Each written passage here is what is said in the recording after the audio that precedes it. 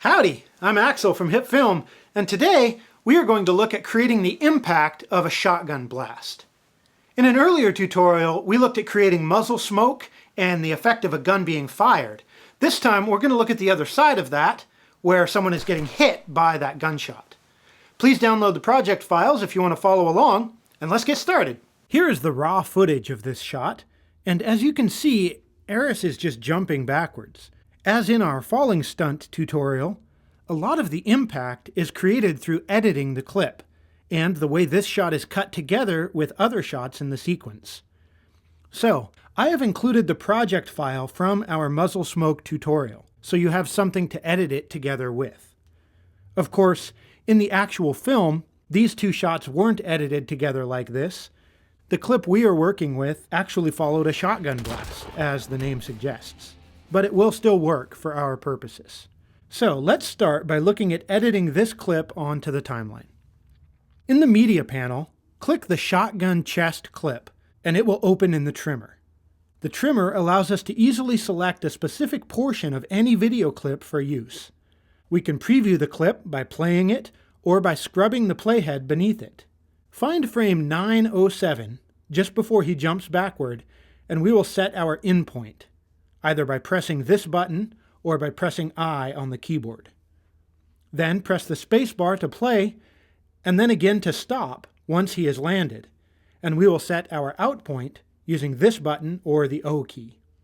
The I and O keyboard shortcuts for setting the in and out points work on the trimmer, the viewer, and the timeline. Now, drag our selection from the trimmer onto the timeline and snap it to the end of the existing footage. Now, if you play through that, it works okay, but we want to trim this a bit further so it feels more like he is being blasted back, not jumping back. To do this, and to add our effects, we will move to a composite shot. You can easily convert any clip on the editor into a composite shot for further compositing by simply right-clicking the clip and choosing Make Composite Shot. Our clip and timeline use the same resolution, so either one of these options will work. And we have no effects or transform adjustments present yet, so the lower options don't apply. Just click OK. Now we have the clip on its own timeline, and we can trim a bit out where he is jumping backward. Advance 3 frames using the period key, and here we will cut the clip. Select the Slice tool, which you can do using the C key on your keyboard, and slice the clip at the playhead. Then press V to switch back to the selection arrow. On the next few frames, his head is turned as he jumps back. So advance to frame 10, where he is once again looking forward and has some backward momentum going. Drag the start of the second clip over using the double arrow trim tool to trim it to that frame.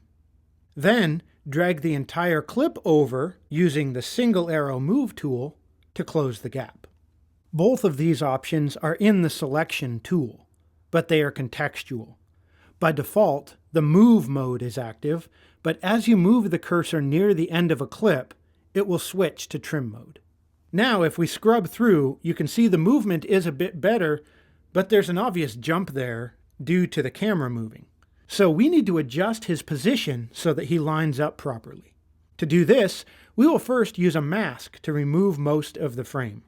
Use the freehand mask tool, select our layer, and make a selection that includes the edges of the wall, the roof, and the second post here.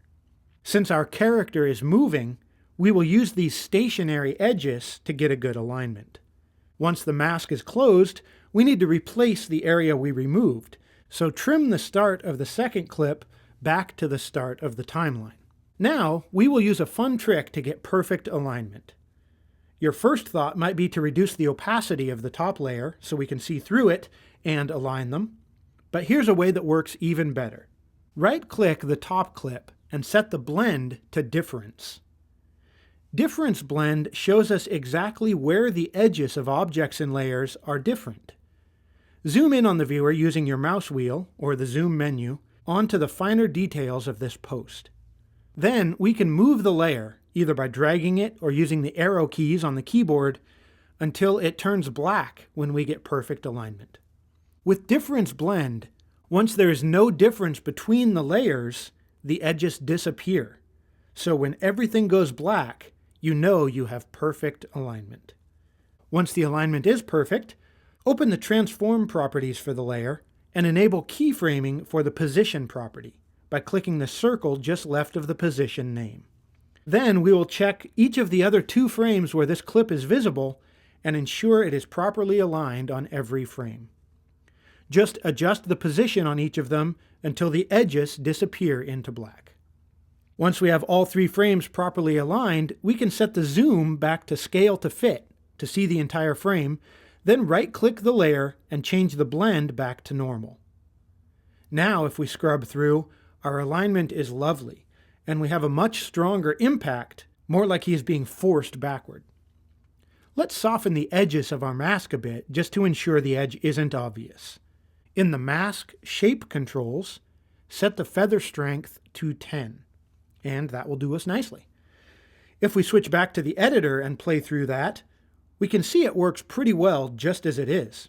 Some of our more astute viewers might notice the jump in his movement caused by our editing, though. The alignment is good, so the scene doesn't jump, and a lot of viewers won't notice anything, but he does perhaps move farther in this frame than he ought to. So we will give the viewers something else to look at and tie this together with some effects. We are going to use this Blood Mist clip, which is one of the free effects available from Action VFX. They have a bunch of other stock footage effects you can download for free, and a bunch of amazing clips you can purchase as well. So do visit their site to check it out. But do that later. Right now, we are going to add this stock footage. Load the clip into the trimmer, and let's remove these first frames where it is being sprayed from the side. Set your in point, and drag the clip onto the timeline. We want it to start on the second frame, where the timecode says 01. Now, to remove the white background, right-click the clip and set the blend mode to multiply. In the same way that screen is effective for removing black backgrounds, multiply works well for removing white backgrounds. Now, open the transform controls, set the scale to 20%, and adjust the position so it is over his chest. Then we will want to animate the scale so this mist gets larger rather than just appearing suddenly. Enable keyframing for scale and position, then advance 1 frame and set the scale to 50% and readjust the position so it is realigned over his chest. Because the effect is not perfectly centered in the video clip, we need to keyframe the position as well to maintain alignment. The effect lasts too long, so enable keyframing here for the opacity, then move the playhead to frame 15 and set opacity to 0. By adding an effect like this, which spans the cut in our footage, it helps tie the 2 halves together so they feel continuous. Switch back to the editor timeline now, and find the last frame where our image is visible. Trim the end of our shotgun chest comp back to that frame. When we trimmed the center frames out of our clip, it ended up creating a gap at the end of the comp, which is what we just removed. Now, select both composite shots on the timeline, right-click, and select Proxy, Make Proxy. Rendering proxies will combine all the layers contained in the comps into a single render that can be played back more easily. The progress is shown next to the comp in the media panel. Since these are fairly short, fairly simple composites, the proxies should render pretty quickly.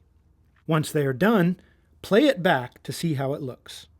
Hopefully, you have watched our muzzle smoke tutorial as well to see how the first half of this sequence was created and to better understand the editing aspects of sequencing these clips and how they dovetail together. If not, please watch it now, along with our other Westworld to Yuma tutorials. And that wraps things up. So long, and thanks for watching.